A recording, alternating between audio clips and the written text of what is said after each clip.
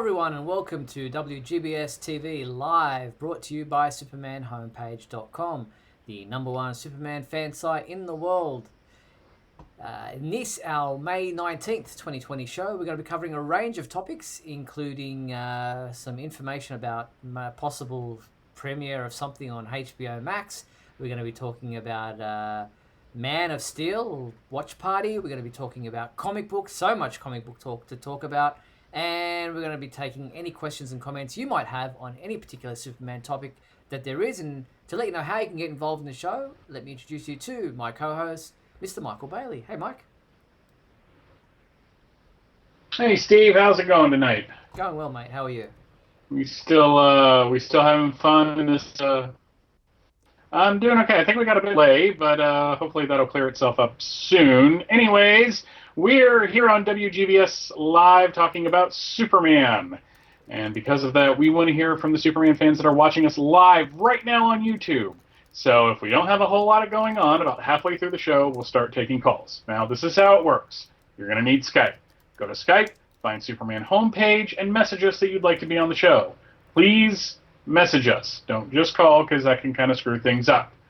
And we will work you in if we can. Now, other thing to remember is if you are using a external speaker to watch WGBS Live, please mute that, because we are on a bit of delay, even more than the one that I apparently am on now. And that can kind of screw things up, and you won't be able to hear us, and it leads to kind of embarrassing stuff. Yes, indeed. And for those watching in live via YouTube, we ask you to participate by using the comments. Michael and I will keep an eye on what you have to say, answer any questions you might have as we go through the next hour of the show. Yes, Michael is a little bit fuzzy at the moment. That's not to do with his beard or his hair. It's just the image's quality is a little bit low quality. Hopefully that will clear itself up. That's the beauty of Skype technology from time to time. These things happen. But as long as we can hear him, which we can, all is well. And thank you to our sponsors and patrons, Douglas Meacham, John Patrick Van Pelt, and Tina Murray. We appreciate your support. And if you'd like to support the Superman homepage, head to patreon.com/Superman homepage. And your image is cleared up a little bit, Michael, so that's all well and good. What's been happening in this COVID-19 world that we still exist in?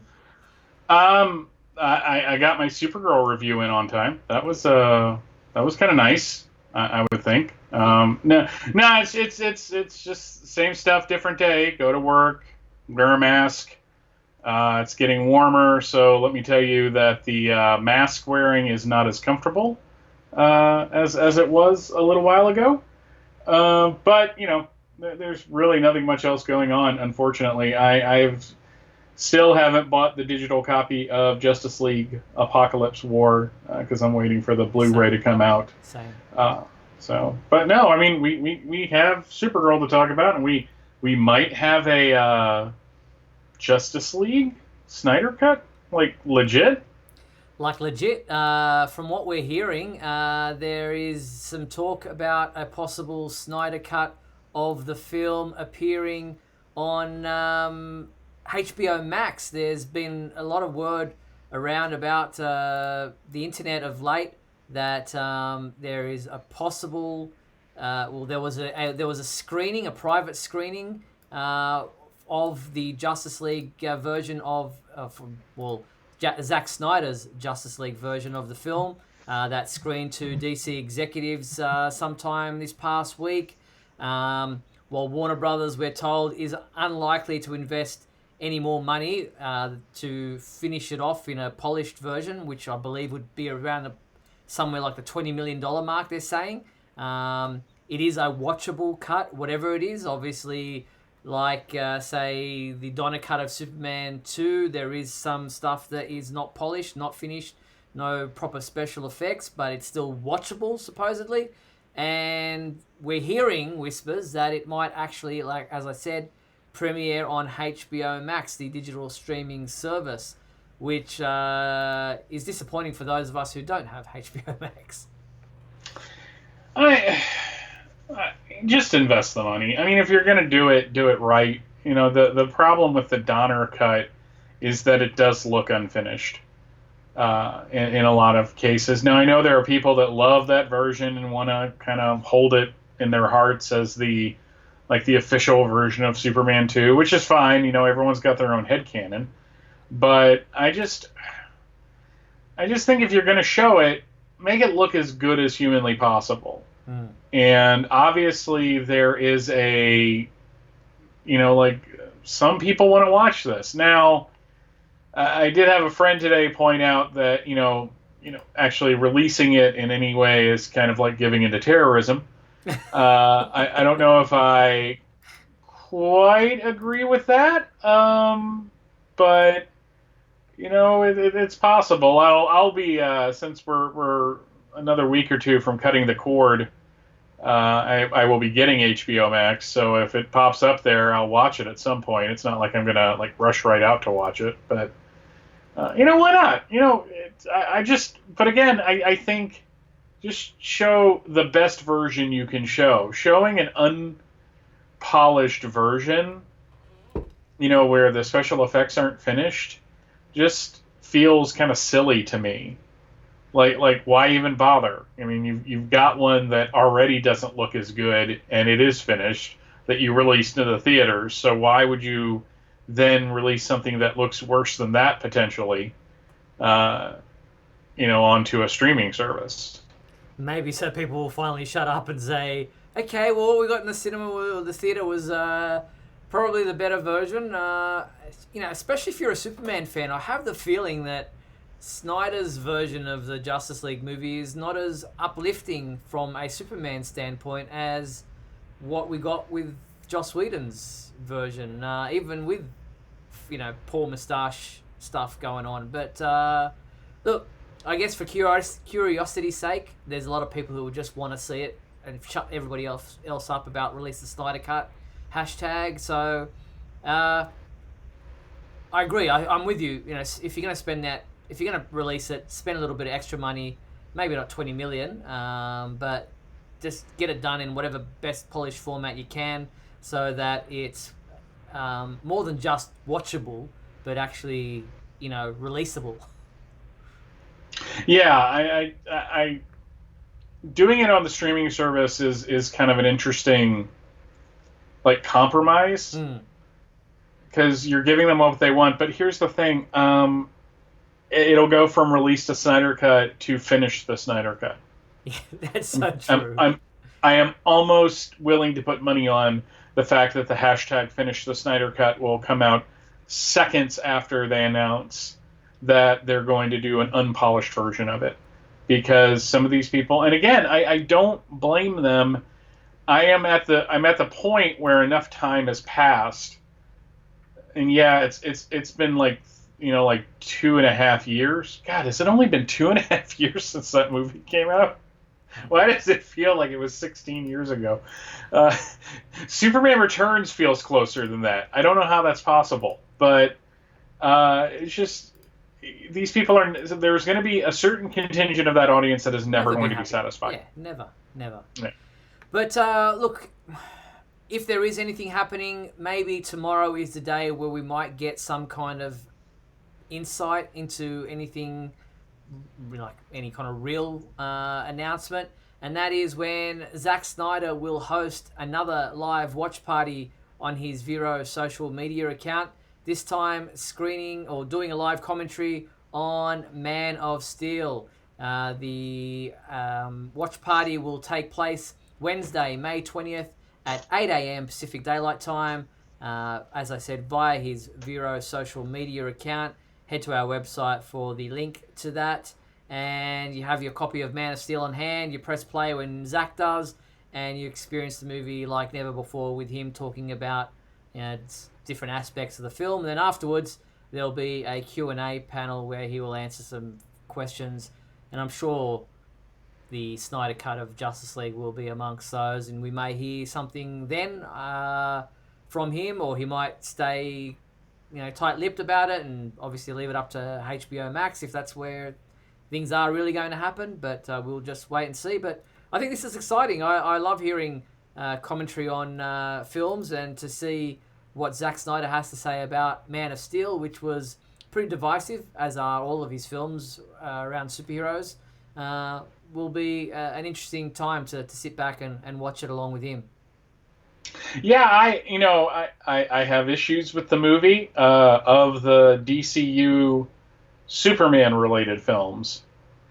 It is the one that I would go back and watch again if the mood struck me. I think there's a lot about it to like, and fair play to Snyder for kind of engaging with the fans. You can dislike this movie, you can dislike his take on Superman. That doesn't mean you have to ever watch it again. And if it's not your preferred Superman, just you don't have to participate in this. But for the people that do like it, and I see a lot of people on social media still loving this version. Of course, I'm seeing the reverence for this movie treated by them as some people treat the Christopher Reeve films. Maybe a little zealous, little cult-like, but at the same time, I like that. We were saying this last week. This pandemic, if it's done anything, it's given creators and directors and writers and all that a chance to engage with their fan base in a way they couldn't before because they were just so busy. Yeah. So the fact that he did this, I think he did this with the Batman v Superman, the Ultimate Cut, a month or two ago, didn't he? Yes, I remember something about that. Yeah, that was only just last month or earlier this. Yeah, no, just last month.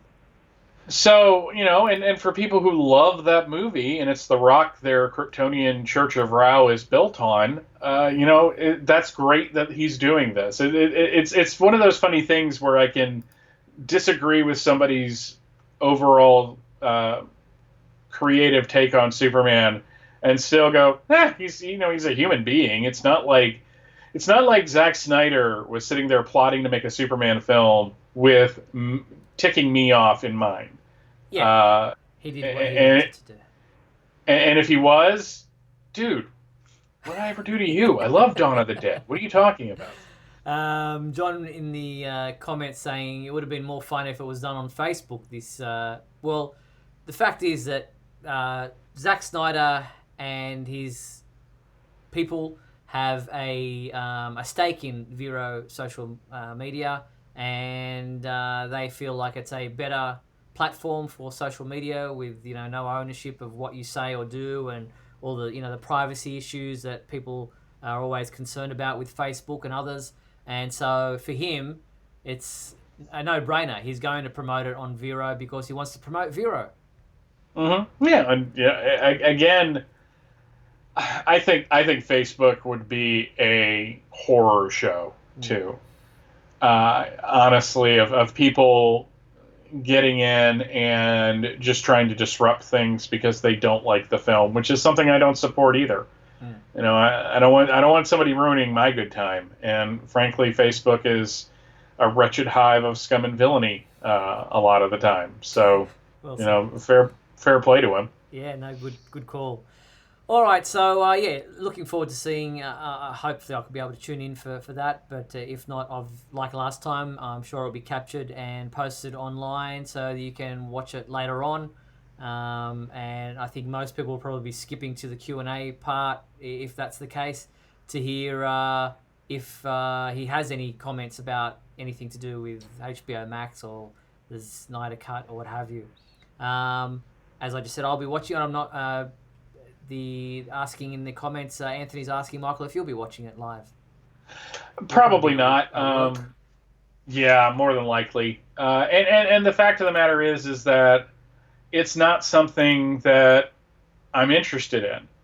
I've gotten everything out of that film, I think, except for maybe reading the novelization by Greg Cox. I haven't done that yet, but a friend of mine said it's actually really good. I've gotten everything I want out of it, so it's not hearing him talk about it more, especially since we're like 7 years on now, and like 8 when you really think of the time it took to make the. No, wait, we'll say 9 because we started Radio KAL Live in September-ish of 2011. And I think one of the first things we talked about was the bank vault picture. if I'm correct. Yeah, you're right. That's feeling familiar. So, we're talking about something that he made 9 years ago that came out 7 years ago, and a lot's happened since then. Wow, we've logged many hours talking about Zack Snyder films over that Yeah, time. we would have had it. It's just like for a while there, that was all we were talking about, in all honesty. Hey, did you see that picture of the truck? Why is that picture of the truck like that? Yeah, with the logs and everything. Yeah, we had a lot of different things to discuss. It'll be funny to watch those back and see how much we didn't know. It's funny, embarrassing. It's a 50-50 shot. Mind the That gap that is... would be an interesting. Well, that would be an interesting listen party, though, of us listening to it and reacting to it as it goes on. I That don't would mean be to interrupt funny. you. Go ahead. No, it's just Greg Cox. Sorry, Mind the Gap in the comments is asking, did we ever interview Greg Cox? I think we did. You might have for the website. We didn't do it for the show. No. And he'd be a good person to talk about because he not only adapted that, he adapted Infinite Crisis and 52. Yeah. And Final Crisis, and I bump into him on Facebook every once in a while. He seems like a pretty nice guy. And Roberts in the comments is asking, speaking of novels, what did we think of Superman Dawnbreaker? I think we've discussed it here a couple of months back when it first was released. I've done a full review of Superman Dawnbreaker on the website if you'd like to search that out, Robert.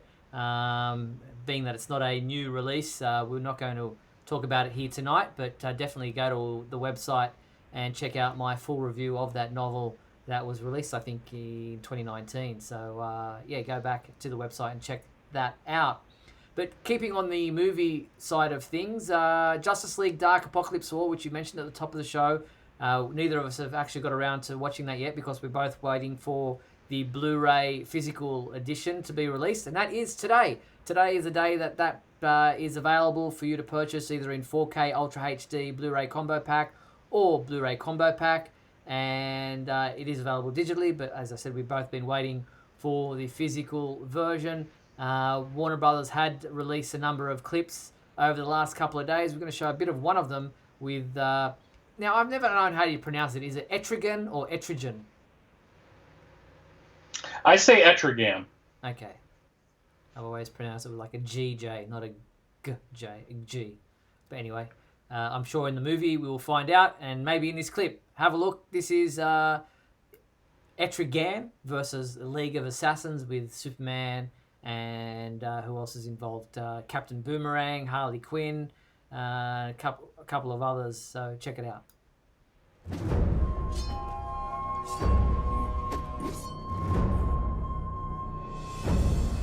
Infidels have breached our sanctuary. Slay them! Are you happy now? Assassins! Some challenge. Yawn. So that's just... Actually, that wasn't the clip. There was... Superman was there, and obviously Etrigan. And... what's his name? Magical guy? John Constantine. John Constantine, that's him. And you can check out more clips and more images from this movie if you haven't already watched it on our website. But I'm looking forward to seeing this. From a lot of reports and comments, people have been impressed with it, saying it's very dark and gritty and bloody and probably the movie that Zack Snyder wanted to make. But we'll wait and see when we watch it ourselves. I saw a couple of people talking about that there seemed to be, I don't know, they're probably making connections where there are no connections, and it was probably just kind of a coincidence that the darkness of this movie probably matched kind of something he wanted to do with the second Justice League film. And maybe, and this isn't going to satisfy anybody, but maybe it'll at least somewhat scratch that itch. Yeah, well, hopefully it does for some people. All right, and just staying on the animated movie news, but kind of on the TV side of things, there is the DC Universe list of what's available on the streaming service for June has been released, and on the watchable side of things, not the comic book reading side of things, but Superman Red Sun will be available on the DC Universe digital streaming service on Wednesday, June 17th. So if you haven't seen that animated movie, then and you are a subscriber to DC Universe, then June 17th is the day you'll be able to watch that on that service.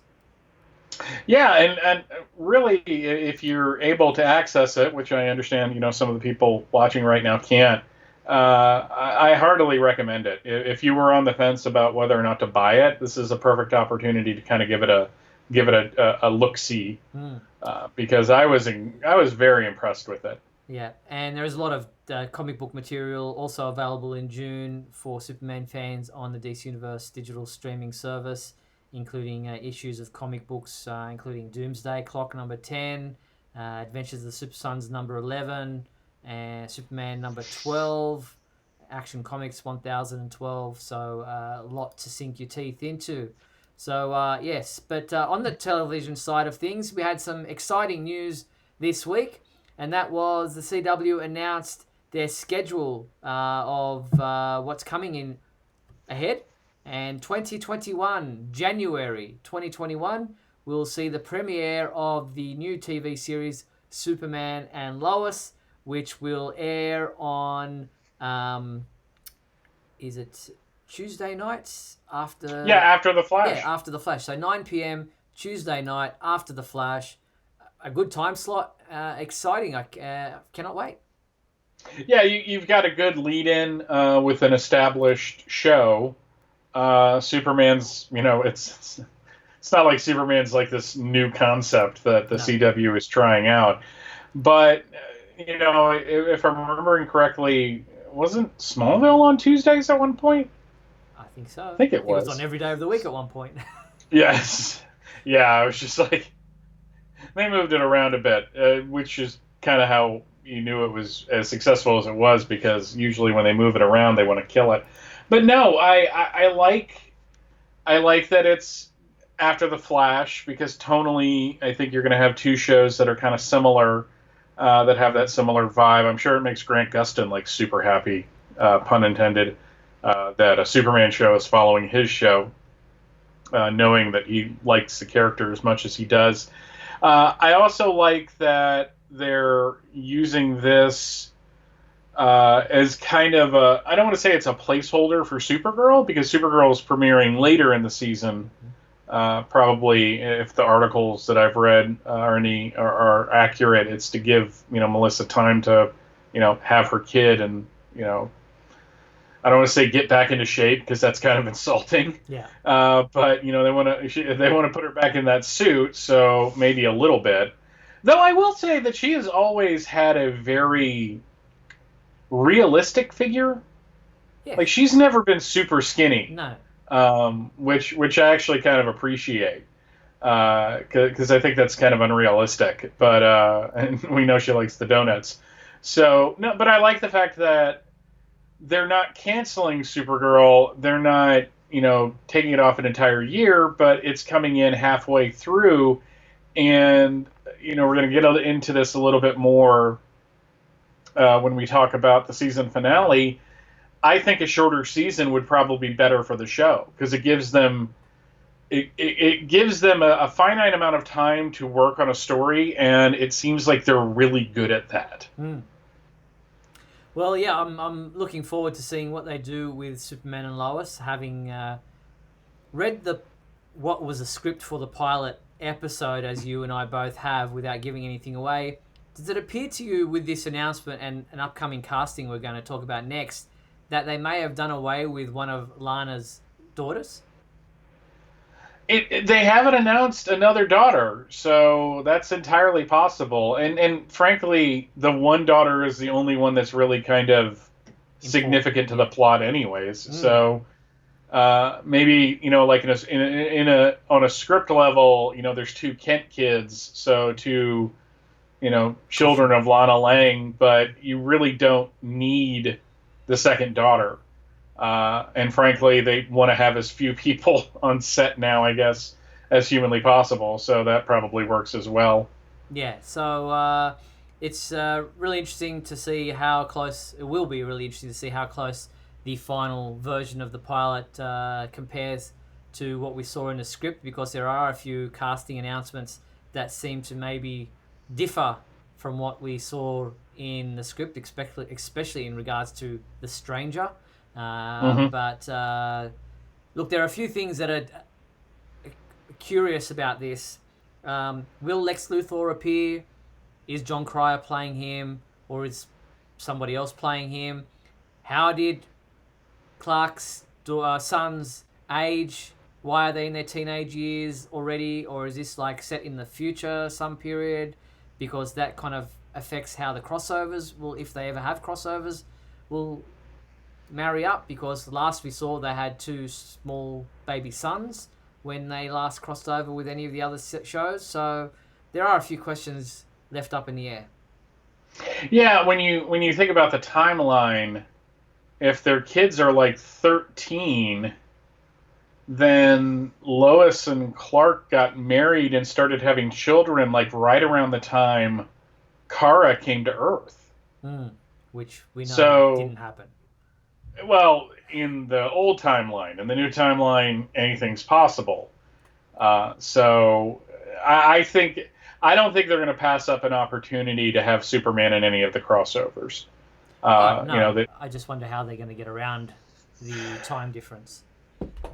I don't think they're going to care. Good point. I mean, in all honesty, I think it's going to be one of those things where, and to a certain extent, I don't blame them. But it's just like guys, just accept that things have changed. It doesn't matter. You really haven't seen much of Superman in this, so you can really kind of. It's not like Superman has been a major part of the Supergirl cast since season 1. No, not so. I mean, it's season 1. He was a stand-in and a computer effect. So. Yes, a leg. Yeah. As you mentioned, Supergirl will return mid-season 2021. So, yes, to give Melissa Benoist a chance to have a successful pregnancy, give birth, and then pick up the show with a 6th season. Whether or not that will be a complete 22 episodes or something around that will remain to be seen. I know it's been done before with DC's Legends of Tomorrow. That starts mid-season in many cases and continues longer, as we're seeing at the moment. So, but talking about CW shows other than Supergirl and Superman and Lois, I saw today that Ruby Rose has left the role of Batwoman and will not be returning for season 2. They'll have to recast that. And there was a Supergirl reference and supposed to be a cameo that never happened in their finale the other night as well. Yeah, I saw that. I know she got injured earlier in the season, and I'm wondering if that's kind of playing into this, because it's a very physically demanding role. And I think there's a difference if you're kind of more of an action-inclined star. There's a difference between, doing a movie where you have downtime and can, get over the physical punishment you put your body through, and doing it for a 22 or 14 or however many episodes it was this season. Again, time has no meaning anymore. But I'm a little disappointed because I really liked her in the role. I saw a lot of people saying that they weren't impressed with one or another part of her performance. I liked her a lot. I thought she was great. So I'm kind of hoping that whoever they find to replace her, that she's just as good as Ruby. And, usually when you have a role like this, you have about 2 or 3 people in the running. You had Jensen Ackles as the second to Tom Welling, which I still don't understand. And it's just like, really? How does that even work? It just doesn't make any sense to me. But, and Hugh Jackman was the second choice for Wolverine. because Dougray Scott was originally cast as the character, and then his time on Mission Impossible 2 ran over long, and Dougray Scott is the father on Batwoman, so I brought it all back around. They managed to always bring it full circle. But it was dumb luck, but yes. It'll be interesting to see what they do with Batwoman. Not that I've been watching the show, but there was kryptonite involved in the final episode of its first season, and whether or not Supergirl will pick up on that, I don't know. Yeah, they have one of their characters going to be impersonating a certain billionaire with the last name Wayne. So they cast a guy to play Bruce Wayne, but he's not Bruce Wayne. Those cheeky CW people. All right, and speaking of the CW, as I mentioned, there was another casting announcement just before the Superman and Lois premiere announcement, and that was that, I'm going to probably mispronounce her name, but Indy Navarrete was cast in the role of Lana Lang's daughter, and she is described as a 16-year-old, whip-smart, super cool, wild child with some demons in her past who becomes friends with the Kent boys, Jonathan and Jordan. Sarah is the gifted, popular teenage girl who is keeping some dark secrets that she only begins to reveal when she begins a relationship with a certain boy.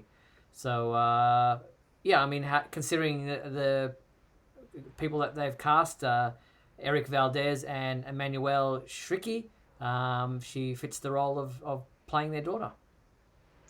Yeah, I have no knowledge of who this this actor is, but as I've always just fallen back on trusting the CW, because really I don't think they've made a bad casting choice.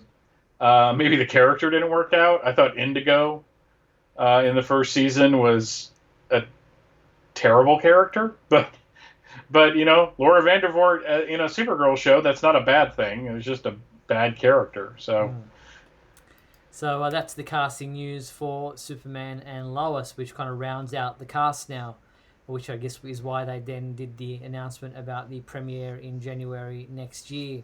But as you mentioned, the Supergirl season finale aired on Sunday night there in the US and last night here in Australia. And you got your review in on time, and you gave it a full-on 5 out of 5 rating, saying that you're really glad they didn't rush the ultimate resolution of the plot. Yeah, I really appreciated the fact that, I'm assuming that if they had the full 22 episodes, this episode would have been the one before the last episode that wrapped up this, but now we're going to take on Lex. I like that they didn't rush through that because I've really felt the pacing of the last few episodes has actually been really good. It feels like everything that they did was important. There were no real filler episodes. Even if you thought it was supposed to be a filler episode, like Alex being Supergirl, that had something to do with the overall plot. So I really liked that it felt like a season finale, but they left us on a cliffhanger, which, I mean, Smallville did that to us all the time. Which is what you want. You want people to go, I need to come back and watch what's going to happen next. Now we got to wait till next spring to see the resolution, but guys, if you're going to get annoyed about that, realize that we have it so much better than the UK does, because sometimes they have to wait like an entire year before the next series of their favorite show comes out. So we got to be patient on this. But especially considering what the world we're living in at the moment. Yeah, not only that, and Melissa's pregnant. We've got to again. You don't really have to deal with that with Superman, but it's a different world. I mean, she's a young woman who wants to have a family. Supergirl isn't her end all be all of human existence. But getting back to the show, I really liked how her and Lena buried the hatchet. I don't want to say they made up, but they seem to really work through the bulk of their issues. You know what I was really happy with was the finally Kara stood there and said, all I did was this, and it was to protect you. You did this, and this. You know, so I was like, yes, finally some common sense. That was actually how I was feeling during the scene. It's like, thank you. I mean, it's not like I want like a tit for tat type of thing between the two characters, but someone needed to look at Lena and go, not that Kara did this, but it's like, you killed a guy. You killed a guy experimenting on him. I am not the villain of this piece. But her kind of coming to the conclusion that it wasn't important that she kind of realized what she was doing was wrong. What I liked was she realized that she was doing the same thing she always did when she feels betrayed, and that ultimately that was really bad for her as a person, and now she's trying to get past that. So they didn't hug, but they did shake hands, and they worked well together, and Lena covered for her, with William. So it's all this. It was the best part of the episode because it was the first time that Lena going through her damage didn't feel contrived. Now, I realized they had to stretch this out over the season because it was a season-long arc. But what that led to was a lot of times when Lena was just going off of how betrayed she felt. It's like, oh, are we going through this again? But here it's just like, okay, we're getting to a resolution of that. What did you think of Alex's Arrow costume? That was bizarre. I mean, it was a bit overkill with the eye makeup and the hairdo with the blue thing in it, and it was just like, and then Kelly having that pause, like, you know, you're in the middle of doing something high tech and you're breaking into a place. You don't start making googly eyes at your girlfriend because all of a sudden she's in a hot black outfit. It's just like, it was just, I felt silly, but I mean, everyone's got to have a super suit in these shows apparently. Yeah, and if you're going to take her out of the DEO, which again, I'm glad they destroyed the DEO. I really hope that it doesn't come back in any kind of main way for the characters to interact in. I think they've got the foundation of their little like Hall of Justice can be the set where everyone comes together to meet and stuff. Because really, the DEO, it was good for the first couple of seasons, but I think you run the same risk that you kind of run into, and it's not like The Flash is a terrible show, but everyone is still hooked into Star Labs. Yeah. So I guess for Barry that makes sense, but Everyone walks in all the time too. Yeah, and I really want to see these characters be able to develop outside of that and still have a reason to interact. Yeah. All right, let's go through some of the questions that our watchers or our viewers are asking about this particular episode. Let's see. John's asking, here we go. We're just going back through a few. He said, did Lex Luthor, Rama Khan, and Gamine try to bring Green Lantern into Arrowverse with those rings? No, I think just rings are just what they use. That just there's no connection to Green Lanterns at all there whatsoever. Do you think Brainiac would really want his friends gone? No, he didn't. Obviously, that's why he went into that the ship and used that 10-minute of exhausting time to try to shrink the gods and put them in that bottle. So he was sacrificing himself so that his friends wouldn't be gone because obviously he'd come to his senses about what Lex was doing. Did I hear a reference from Eve Tessmacher from Superman the movie? I didn't pick up on any connection or anything. I just consider her like a walking reference to Superman the movie because it's Eve Tessmacher. I mean, I don't think they made anything specific this time out. No. Nobody yelled Miss Tessmacher or anything like that. Now that Andrea knows the truth about Leviathan, do you really think that she wants to kill Supergirl?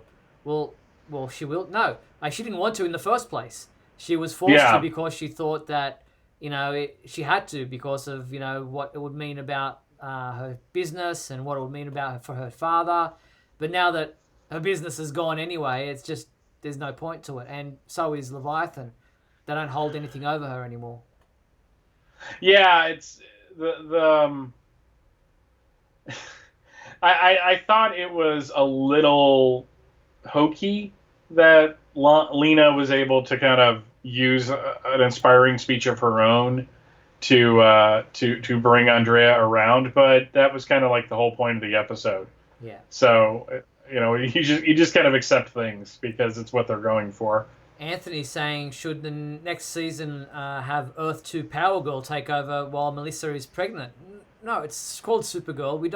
We can wait long enough. Surely we're not that desperate that we have to change the whole focus of the show and that would just be confusing to the general viewer. I think that's, sorry Anthony, but I think that's a silly suggestion because it's not the end of the world that Supergirl has to wait a couple of months before it can come back so that Melissa can have her baby. I mean, surely we're not that desperate that we have to change the whole aspect of the show just to get it back on in time that we expect it to be back. Now, that's not to say that having Power Girl on the show wouldn't be interesting. Exactly, but not as taking over the lead role. Mm-hmm. Yeah, it's just it'd be tricky at this point since we know that there are alternate worlds, but the characters have yet to know that there are alternate worlds. Mm. So it's like one of those things where they didn't get rid of it, but they did, but the characters don't know, and I think that's just to make it easier for everybody, because frankly, I think crossovers are going to be so much easier now that everyone's on the same Earth. You don't have to create this kind of contrived way of getting everyone together. Now, people commenting about the difference between Leviathan in the comics and the Leviathan in the show. Leviathan, as a name, isn't something that is new or is, necessarily... Okay, obviously they're happening at the same time within the comic books, so people are going to draw parallels. But the concept of Leviathan or the name of Leviathan isn't something that we haven't seen before in other mediums or in other stories, in other areas of the world of entertainment. So I don't think you can say, one was better than the other because they're totally two different types of entities. So Tina asks why they gave Power Girl such large breasts. There's a story there. So the artist on All-Star Comics, which All-Star 74 was Power Girl's first appearance, was basically, the short version is, he was seeing if anybody was paying attention. So every issue he drew them a little bigger and a little bigger and a little bigger until finally they're like, no, wait, we see what you're doing, stop. So that's now part of her character, but yeah, it was basically an artist being kind of pervy. Seeing how far he could push the limits. Yeah, exactly. Okay. Well, so that was Supergirl, the season finale. We now wait for season 6 to come back mid-next season. We don't have a date or anything at this point in time, but we do wish the cast, and especially Melissa, all the best while they are in this hiatus, and hope that Melissa has a successful pregnancy and everything goes well there. All right, let's move on to the comic book side of things and the comic books that are available this week actually, let's take a quick break and then come back with some comic books. We've been going for a while now.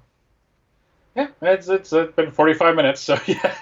Probably a good time. Let's take a quick break, come back on the flip side of these messages with some of what's happening in the comic book world. Back shortly.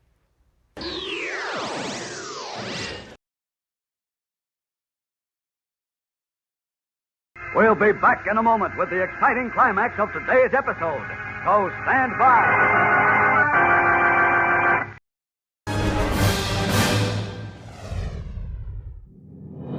Look, up in the sky. It's a bird. It's a plane. No, it's SupermanHomepage.com, the #1 Superman fan site in the world. SupermanHomepage.com, covering the world of Superman from the 1930s to today. News, reviews, rumors, and reports. SupermanHomepage.com for all your Superman comics, TV shows, movies, cartoons, radio shows, and more. Everything you ever wanted to know about the Man of Steel and more.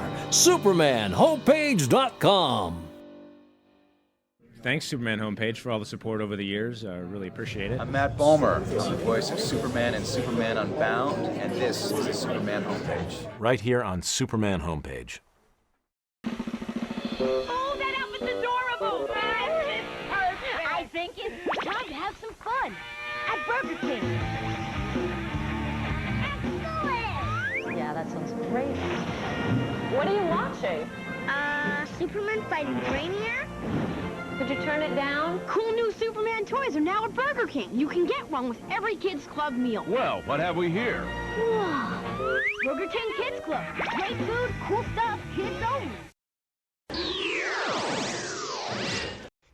And we're back on WGBS TV Live.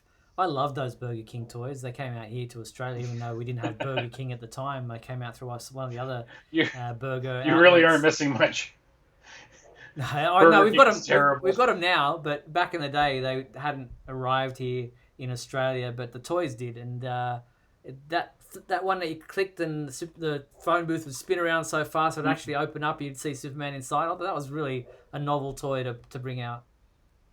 Yeah, it was. I remember those being a thing when they were happening, and just not liking Burger King enough to want to go and buy the toys. Yeah, I think sometimes you could just go in and ask for the toy. You didn't have to buy the burgers. Just pay for $1 or something and they'd give them to you, if you were lucky. Somewhere in this house, I did that when McDonald's had the Superman and the Legion of Superheroes toys. Mm-hmm. And boy, did I get some weird looks. You don't want our food? You want a kid's toy? Yeah, I mean, it's like they knew, but there was like a lot of judging going on as the transaction happened. Yeah. I know what you mean. All right, as I said before the break, this week in comic books, there was a lot of news that came out, but let's just look ahead at, not ahead, today, the release, as it's Tuesday, the release of comic books that are available for Superman readers. And this week we do have Deceased Unkillables #3, if you're reading that series, and that is available in not one variant cover, but 2 variant covers. Also available this week, and I read it last night, Jimmy Olsen #10, and that's also available in a variant cover, which is right there. And a 3rd printing of Year of the Villain Hell Arisen #3. I didn't realize it was selling so well that it needed a 3rd printing. Also available for digital download is Superman Man of Tomorrow #5, and I've read the 5 of these that have come out and love them. Venditti has been doing a wonderful job of these almost self-contained stories, but they kind of bridge on with each other in a continuing fashion. But it's almost like episodic TV.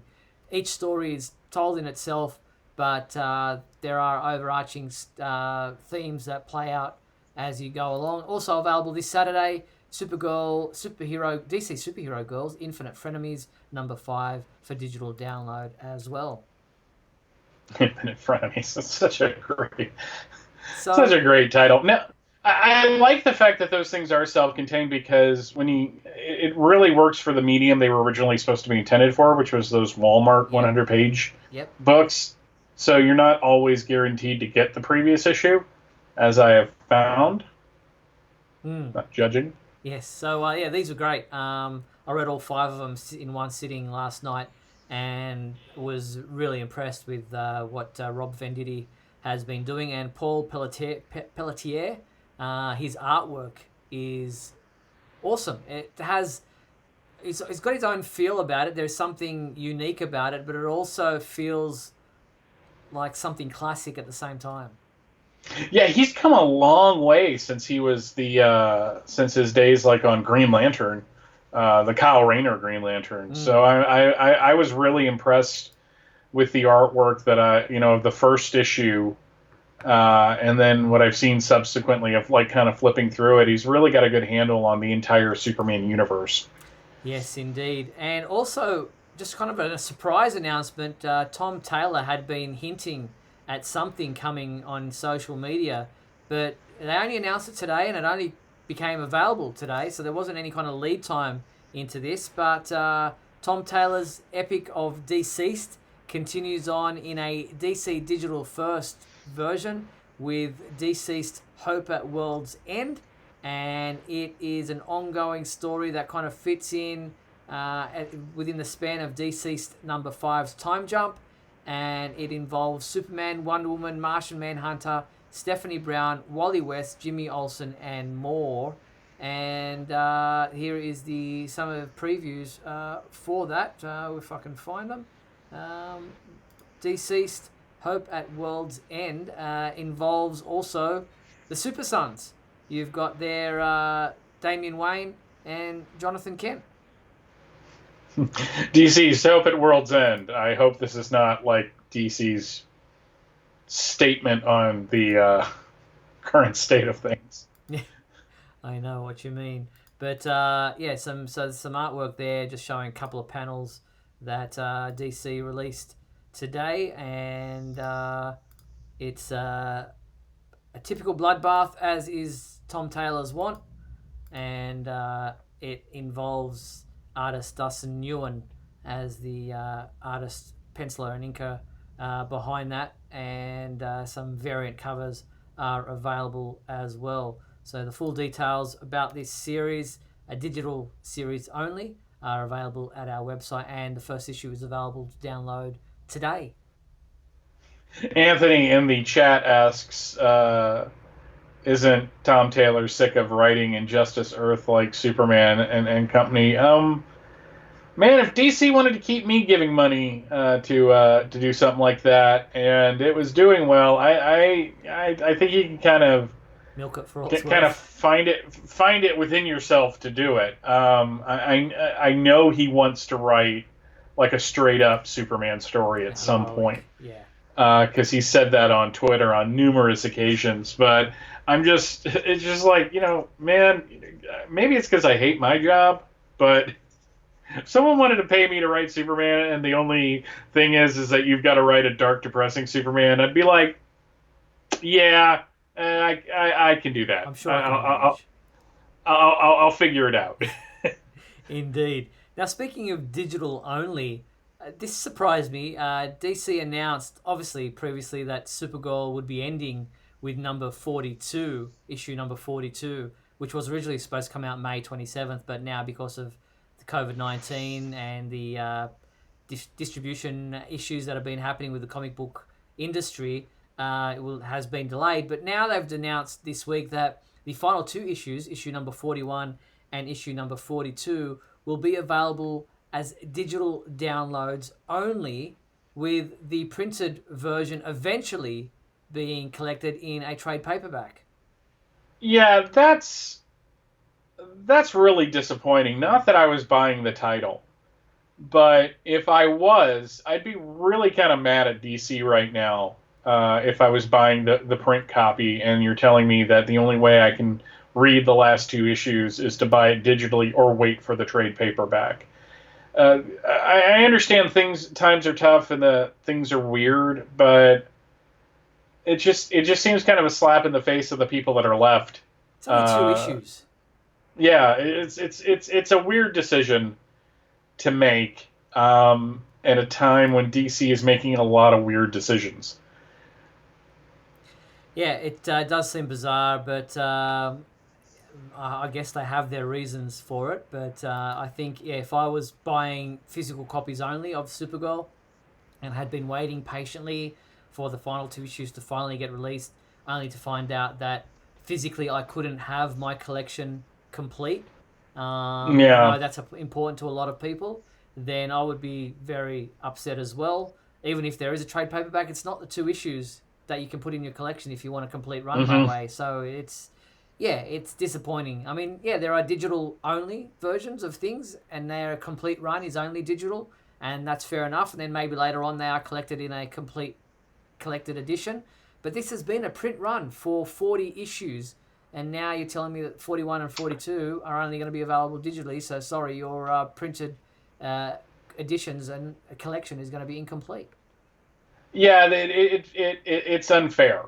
I guess is the best way to say it. And I know that things are bad, and that we have a lot more going on in the world right now to concern ourselves with than what DC is doing with Supergirl. But at the same time, again, if you were buying this book from the beginning, or if you had picked it up starting when they restarted it back when Bendis came on to Superman, it's just like it seems disrespectful of a character that is going into its 6th season on a TV show. Yeah, exactly. It does seem a bizarre choice. Maybe it's not been selling that well, as people have been saying in the comments. But, it just seems weird that you would, not continue with just 2 more issues. But whatever the case may be, there are books that are being printed and continue to be printed that aren't selling as well as Supergirl, so I don't see what the big deal would be. But anyway, DC have been very busy this past couple of weeks, bringing us up to date on their schedule of books coming out in May, coming out in June, coming out in July. We've got the full run now of a schedule of releases for those months. And now we have the August solicitations, which were released this week as well. And of special note, books, we've already mentioned the Dark Knight's Metal ones. But finally, Action Comics 1024 will be released. And we've seen that cover for a while now. And also coming out in August will be Superman number 24, and that's a cover we've seen as well with Dr. Fate there. So these books were obviously supposed to come out a month earlier, but now they've been, obviously everything's been pushed back, and this is what we will be seeing in August. Yeah, I'm glad we're seeing it, and I'm glad that they seem to be getting back on a release schedule for the books. So I don't know. I got a bad feeling about this. You in a Star Wars movie? Yes, exactly. Or didn't you also say that in Indiana Jones? It just seems to be a line that seems to pop up around Harrison Ford. I've got a bad feeling about this. Just quickly, forgot to mention in the movie section of our discussions about Akiva Goldsman talking about the never-made Batman vs. Superman movie that he had been involved with back in the day, which we even saw a kind of hint towards in the I Am Legend movie, which is that's a graphic of there, and he talks about what it would have been about. An interesting interview, if you're interested. Would have starred Colin Farrell as Bruce Wayne Batman and Jude Law as Superman Clark Kent back in the day. This is back in like 2004 it was supposed to be released. Wolfgang Peterson, yes, I think was going to direct it. Yep. Yeah, because Colin Farrell did such a great job as Bullseye. Let's have him strap into the Batman costume. That's a good idea. Yeah. So that also is available on our website if you're interested in checking that out, the interview. But that is it for us. That's the show for tonight. I want to thank everyone for tuning in to WGBS TV Live. I want to thank everyone in the YouTube feed for your comments and participation in the show and your involvement. And thank you to our sponsors and patrons, Douglas Meacham, John Patrick Van Pelt, and Tina Murray. And thank you to you, my co-host, Mr. Michael Bailey. Thanks, Mike. Pleasure as always, Steve. Now, we'll be back next week for the final show of May, which means we'll be doing our regular monthly segments. So make sure you tune in next week, Tuesday, what will be the date? May 26th for our next edition of WGBS TV Live. We'll be live at 7:30 p.m. Pacific Time for another edition of the show. We look forward to talking to you then. Until then, make sure you check out supermanhomepage.com for all your daily news updates on everything surrounding the Man of Steel. I'm Steve Eunice on behalf of myself and Michael Bailey. Thanks for watching WGBS TV Live, brought to you by supermanhomepage.com.